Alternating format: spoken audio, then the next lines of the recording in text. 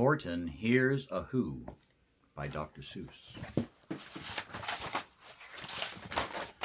On the 15th of May, in the jungle of Newell, in the heat of the day, in the cool of the pool, he was splashing, enjoying the jungle's great joys, when Horton the elephant heard a small noise. So Horton stopped splashing. He looked toward the sound. "That's funny," thought Horton. "There's no one around." Then he heard it again, just a very faint yelp, as if some tiny person were calling for help. "I'll help you," said Horton. "But who are you? Where?" He looked and he looked.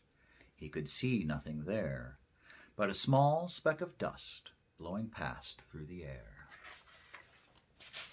"I say," murmured Horton, "I've never heard tell of a small speck of dust that is able to yell. So you know what I think? Why, I think that there must be someone on top of that small speck of dust. Some sort of a creature of very small size, too small to be seen by an elephant's eyes. Some poor little person who's shaking with fear that he'll blow in the pool. He has no way to steer. I'll just have to save him, because after all, a person's a person, no matter how small." So gently, and using the greatest of care, the elephant stretched his great trunk through the air, and he lifted the dust speck and carried it over and placed it down safe on a very soft clover. "Humph!" humphed a voice. 'Twas the sour kangaroo. And the young kangaroo in her pouch said, "Humph!" too. "Why, that speck of dust is as small as the head of a pin. A person on that? Why, there never has been." "Believe me," said Horton, "I tell you sincerely, my ears are quite keen, and I heard him quite clearly. I know there's a person down there, and what's more, quite likely there's two, even three, even four. Quite likely a family, for all that we know, a family with children just starting to grow. So please," Horton said, "as a favor to me, try not to disturb them. Please just let them be."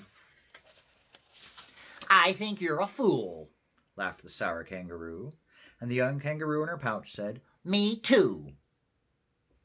"You're the biggest blamed fool in the jungle of Newell." And the kangaroos splashed in the cool of the pool. "What terrible splashing!" the elephant frowned. I can't let my very small persons get drowned. I've got to protect them. I'm bigger than they."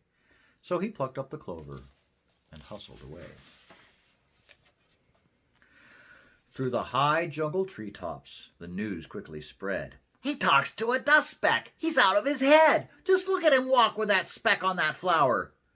And Horton walked, worrying, almost an hour. "Should I put this speck down?" Horton thought with alarm. "If I do, these small persons may come to great harm. I can't put it down, and I won't. After all, a person's a person, no matter how small." Then Horton stopped walking. The speck voice was talking. The voice was so faint he could just barely hear it. "Speak up, please," said Horton, and he put his ear near it. "My friend," came the voice, "you're a very fine friend. You've helped all us folks on this dust speck no end. You saved all our houses, our trees, our ceilings and floors. You saved all our churches and grocery stores." "You mean," Horton gasped, "you have buildings there too?" "Oh yes," piped the voice, "we most certainly do." "I know," called the voice, "I'm too small to be seen, but I'm mayor of this town that is friendly and clean. Our buildings to you would seem terribly small, but to us they aren't big, they're wonderfully tall. My town is called Whoville, for I am a Who, and we Whos are all thankful and grateful to you." And Horton called back to the mayor of the town, "You're safe now, don't worry. I won't let you down." But just as he spoke to the mayor of the speck, 3 big jungle monkeys climbed up Horton's neck. The Wickersham brothers came shouting, "What rot! This elephant's talking to Whos who are not. There aren't any Whos, and they don't have a mayor, and we're going to stop all this nonsense, so there." They snatched Horton's clover. They carried it off to a black-bottomed eagle named Vlad Vladikov, a mighty strong eagle of very swift wing, and they said, "Will you kindly get rid of this thing?" Before the poor elephant even could speak, that eagle flew off with a flower in his beak. All that late afternoon and far into the night, the black-bottomed bird flapped its wings in fast flight, while Horton chased after with groans over stones that tattered his toenails and battered his bones, and begged, "Please don't harm all my little folks who have as much right to live as us bigger folks do." But far, far beyond him, that eagle kept flapping, and over his shoulder called back, "Quit your yapping. I'll fly the night through. I'm a bird, I don't mind it. I'll hide this tomorrow. Well, you'll never find it." At 6:56 the next morning, he did it. It sure was a terrible place that he hid it. He let that small clover drop somewhere inside of a great patch of clovers 100 miles wide. "Find that," sneered the bird, "but I think you will fail." And he left with a flip of his black-bottomed tail. "I'll find it," cried Horton. "I'll find it or bust. I shall find my friends on that small speck of dust." And clover by clover by clover with care he picked up and searched them and called, "Are you there?" But clover by clover by clover he found that the one that he sought for was just not around. And by noon poor old Horton, more dead than alive, had picked, searched, and piled up 9,005. Then on through the afternoon, hour after hour, till he found them at last on the 3,000,000th flower. "My friends," cried the elephant, "tell me, do tell, are you safe? Are you sound? Are you whole? Are you well?" From down on the speck came the voice of the mayor. "We've really had trouble, much more than our share. When that black-bottomed birdie let go and we dropped, we landed so hard our clocks have all stopped. Our teapots are broken, our rocking chairs smashed, our bicycle tires all blew up when we crashed. So, Horton, please," pleaded the voice of the mayor's, "will you stick by us who's while we make our repairs?" "Of course," Horton answered. "Of course I will stick. I'll stick by you small folks through thin and through thick." "Humph!" humped a voice. "For almost 2 days you've run wild and insisted on chatting with persons who've never existed. Such carryings on in our peaceable jungle. We've had quite enough of your bellowing bungle. And I'm here to state, snapped the big kangaroo, that your silly nonsensical game is all through." And the young kangaroo in her pouch said, "Me too." "With the help of the Wickersham brothers and dozens of Wickersham uncles and Wickersham cousins and Wickersham in-laws whose help I've engaged, you're going to be roped and you're going to be caged. And as for your speck, that we shall boil in a hot steaming kettle of bezelnut oil." "Boil it?" gasped Horton. "Oh, that you can't do. It's all full of persons. They'll prove it to you." "Mayor, Mr. Mayor," Horton called. "Mr. Mayor, you've got to prove now that you really are there. So call a big meeting, get everyone out, make every who holler, make every who shout, make every who scream. If you don't, every who is going to end up in a bezelnut stew." And down on the dust speck, the scared little mayor quick called a big meeting in Whoville Town Square, and his people cried loudly. They cried out in fear, "We are here, we are here, we are here, we are here."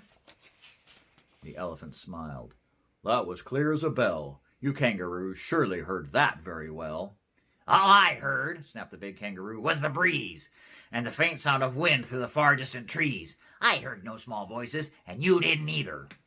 And the young kangaroo in her pouch said, "Me neither." "Grab him," they shouted, "and cage the big dope.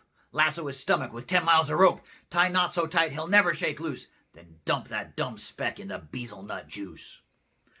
Horton fought back with great vigor and vim, but the Wickersham gang was too many for him. They beat him, they mauled him, they started to haul him into the cage, but he managed to call to the mayor, "Don't give up. I believe in you all. A person's a person, no matter how small. And you very small persons will not have to die if you make yourselves heard. So come now and try." The mayor grabbed a tom-tom. He started to smack it, and all over Whoville they whooped up a racket. They rattled tin kettles, they beat on brass pans, on garbage pail tops and old cranberry cans. They blew on bazookas and blasted great toots, on clarinets, oompas, and boompas and flutes. Great gusts of loud racket rang high in the air. They rattled and shook the whole sky, and the mayor called up through the howling mud hullabaloo, Hey, Horton, how's this? Is our sound coming through? and Horton called back, I could hear you just fine, but the kangaroo's ears aren't strong quite as mine. They don't hear a thing. Are you sure all your boys are doing their best? Are they all making noise? Are you sure every Who down in Whoville is working? Quick, look through your town. Is there anyone shirking? Through the town rushed the mayor from the east to the west, but everyone seemed to be doing his best. Everyone seemed to be yapping or yipping. Everyone seemed to be beeping or bipping. But it wasn't enough, all this ruckus and roar. He had to find someone to help him make more. He raced through each building. He searched floor to floor. And just as he felt he was getting nowhere and almost about to give up in despair, he suddenly burst through the door, and that mayor discovered one shirker, quite hidden away, in the Fairfax Apartments, apartment 12J. A very small shirker named Jojo, who was standing, just standing, and bouncing a yo-yo. Not making a sound, not a yip, not a chirp, and the mayor rushed inside and grabbed the young twerp. He climbed with the lad up on Eiffelberg Tower. This, cried the mayor, is your town's darkest hour.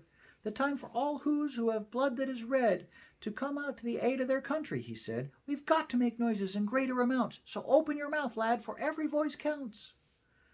Then he spoke as he climbed. When they got to the top, the lad cleared his throat and he shouted out, Yop!